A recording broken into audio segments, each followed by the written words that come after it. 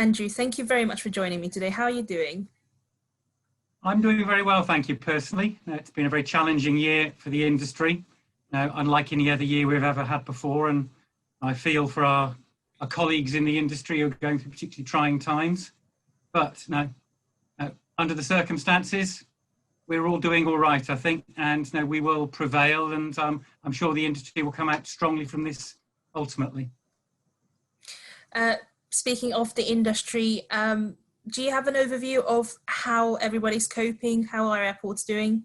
Well, I think it's pretty well trailed and publicised in the press, in the media, that these are unparalleled or unprecedented times for the industry. I mean, these adjectives have been used a lot.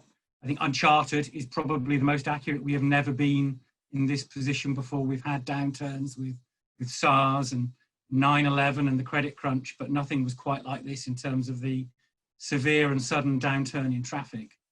And the challenges are utterly unique that we're going through at the moment. So I think that what we're seeing at the moment is an awful lot of airports dealing with 70, 80, 90% downturn in passenger numbers, which means that they're having to take really quite extreme measures in terms of cash management and making sure that they try and remain as liquid as possible and maintain any requirements that their investors have in terms of debt coverage ratios. What we're seeing is a lot of airports are mothballing facilities, and it's been well publicised again. Certain airports have closed runways, terminals, and then reopened and closed depending how demand varies. And now there's a lot of right sizing going on, which means even if you reopen your terminal, you don't open all of it because maybe the demand isn't there to justify it.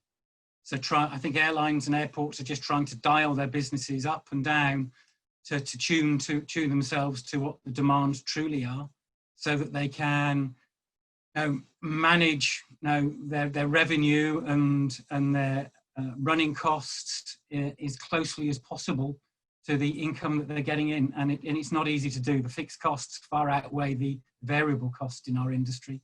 It's extremely difficult for both airlines and airports to achieve that. And that's why there's an awful lot of requirements and requests going out now for federal and government funding to help out the industry during these trying times. Now, we've always been a catalyst for growth and a net contributor to GDP, but for once, we are not in that position.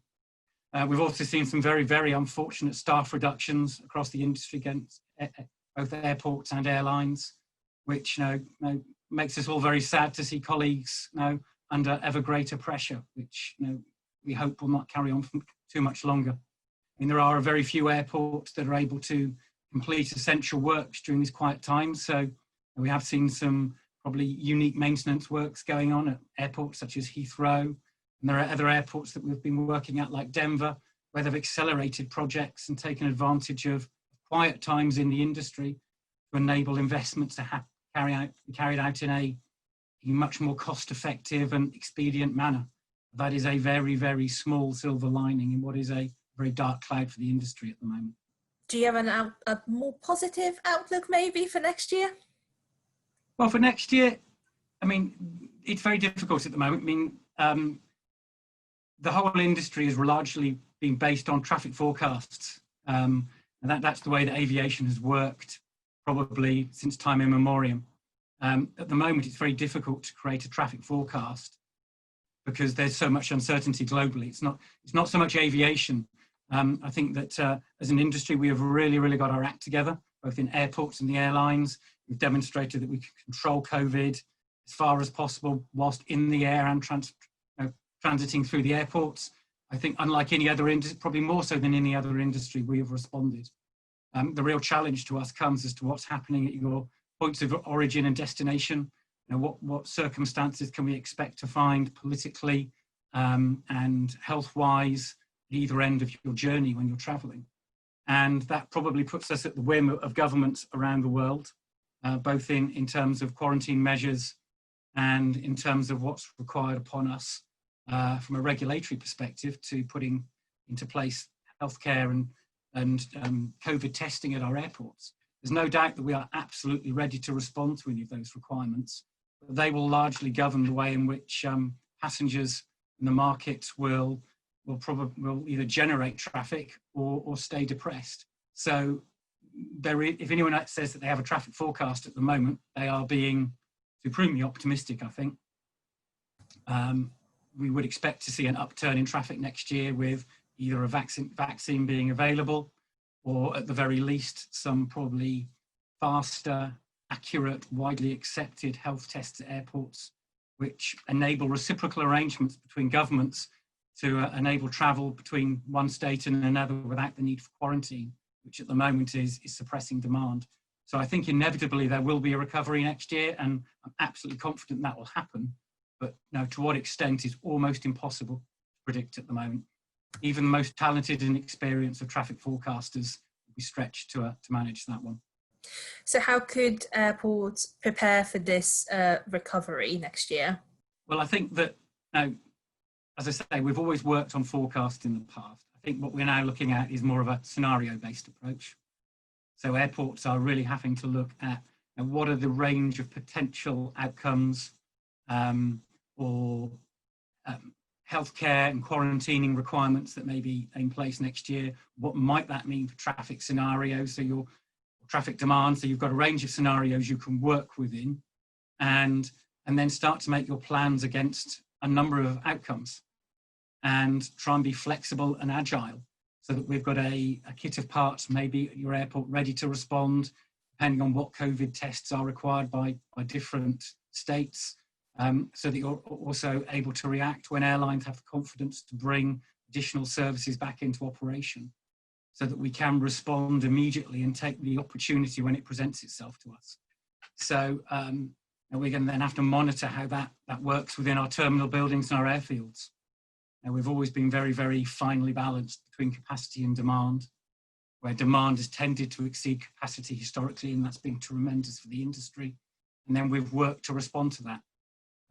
It's not going to be so straightforward in the coming year because it will be less predictable, but we need to have that agility that as we see the demand return, we need to understand how that demand is going to manifest itself, what will be the nature of it, what are the processes we are expected to have in place by governments and passengers to give them the confidence to travel, and then how do we best meet those demands within our existing terminal facilities, or do we need to slightly morph or pivot them, develop them in a slightly different way in the way we operate them, so that we can respond to the circumstances that suddenly apply. It's not going to be easy, it's going to be a real challenge, but we are a hugely experienced industry, and we've been very adaptable to shocks in the past. This just happens to be the greatest one we've experienced, and will challenge us all the more, and we will have to pull together as an industry, probably never more so than ever the need for airports, airlines and regulators to collaborate if we're going to return back to anything like normal. Speaking of returning to normal, I think the year 2024 has been touted as the year that we might return to the numbers that we would like to be at. But obviously that's a long-term kind of thing that that airports need to be looking out for. So what will be the trends that will sort of keep on coming even after COVID-19? Yeah, so I think that's a really good thing to talk about and look at, because COVID is but a moment in time in the lifetime of an industry. Don't get me wrong, it is the most significant moment possibly, one of them in the history of aviation. But now we will have to move on afterwards. And now we need to slightly raise our eyes up to the horizon above the immediate concerns. I think it's probably fair to say that healthcare will always be a trend now in the future. Now, we've probably not focused on it very much as an industry in the past, and that COVID has taught us that we will have to do that. So once, hopefully, and we all pray that this will be over quickly, with the minimum remaining impact on societies as general, we will have to maintain a capability to respond to future pandemics. So this isn't going away, there will be something else in the future. And whatever we do in the forthcoming years to resolve COVID, we will need to make sure that we maintain that capability in the future. But I think another way to look at this is that COVID has been a catalyst for change in society as a general. Now, we've all proven that we can live and work at home like we've never done before. Now, we all shopped digitally before, but now online shopping, fulfillment type activities are more prevalent than ever. And that's been brought forward by COVID. So I think society and passengers have changed. So the expectations at the airport will be slightly different now.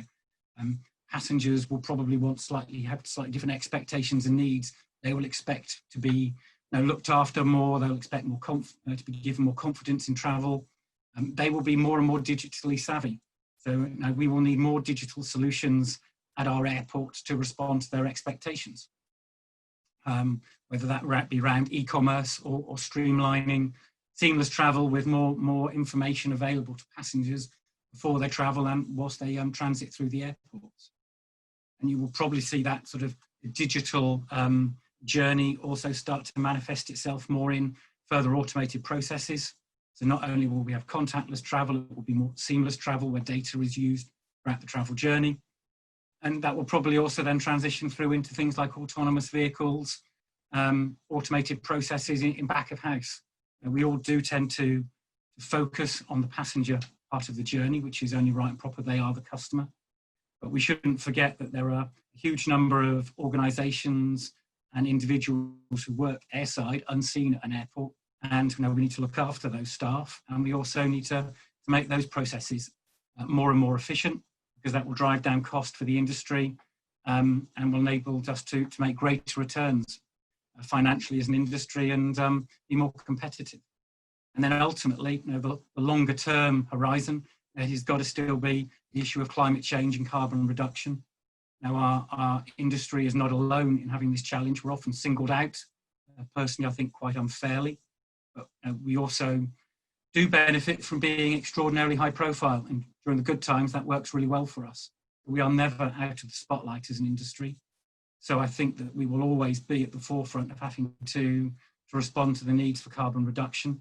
So that particular challenge will never go away. And it's great to see IATA, ACI and others constantly mention that even while we're dealing with the challenge of COVID, no one's going to duck the issue, I think, in the industry. And we will be required to be ready to respond to that when we rise like a phoenix from the ashes almost of aviation at the moment. Now, as we come back stronger and fitter, now we will need to make sure that we can demonstrate that we can respond to the expectations of the global community on reducing our climate footprint. Andrew, thank you so much for joining me today and for sharing your thoughts on the future of airports. I will see you at the conference. I look forward to it very much, and to listening to all the other fascinating speakers and all the other activities that will be going on virtually online. It won't be the same as meeting in person. It can't possibly be, and we all miss that.